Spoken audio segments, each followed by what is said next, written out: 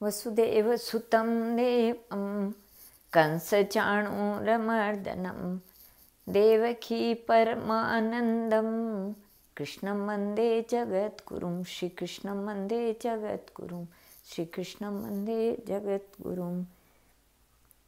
भगवान श्री कृष्ण की लीला विचित्र है। उनकी कृपा कब किस पर तथा कहाँ से हो जाए कहना कठिन है। श्री कृष्ण जिसके ऊपर कृपालु हो जाएं, फिर उसे संसार के किसी व्यक्ति की कृपा की आवश्यकता नहीं रहती। गोकुल में एक फल बेचने वाली रहती थी। वह इतनी गरीब थी कि दिन रात परिश्रम करने के बाद भी मुश्किल से 2 रोटी की व्यवस्था कर पाती। वह श्री कृष्ण की अनन्य भक्त थी। संतोषी इतनी थी कि वह अपने भगवान से भी अपना दुख नहीं कहती थी। दिन भर श्रम करने पर जो कुछ भी रूखा सूखा उसे मिल जाता, भगवान का भोग लगाकर उसी से अपने परिवार का भरण पोषण करती थी।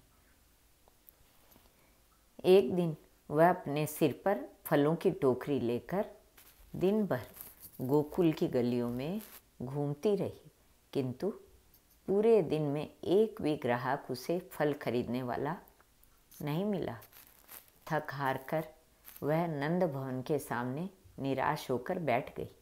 वह सोच रही थी कि आज पता नहीं किस कारण से मुझे पूरे दिन श्रम करने के बाद भी एक भी ग्राहक नहीं मिला।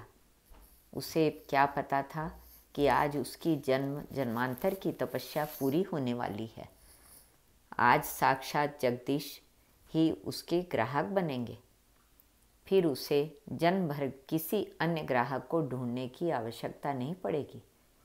भगवान श्री कृष्ण भक्त के मन की इच्छा पहले ही समझ जाते हैं।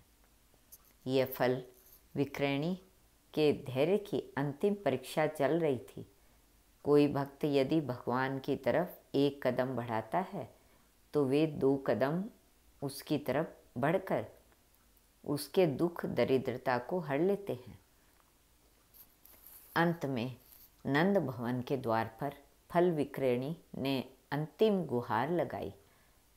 फल ले लो, कोई घर में है, मीठे ताजे फल ले लो। उस समय माँ यशोदा भी घर में नहीं थी। वे आवश्यक कार्यवश कहीं बाहर गई हुई थी।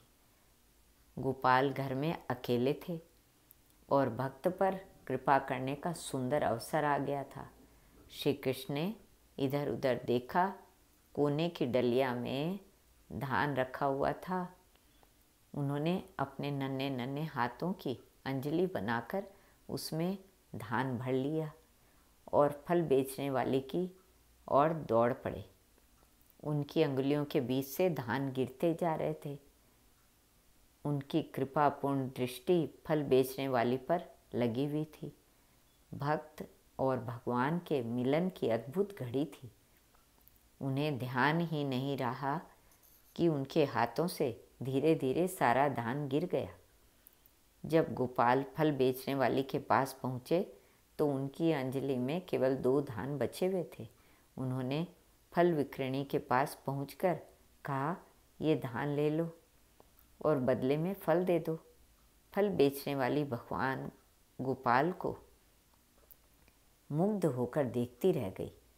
आज उसकी जन्म जन्मांतर की साथ जो पूरी हो गई। उसने श्री कृष्ण से बड़े ही प्रेम से धान लेकर फल दे दिया। घर आकर देखती है कि उसकी टोकरी रत्नों से भरी हुई है। श्री कृष्ण अर्पणमस्तु।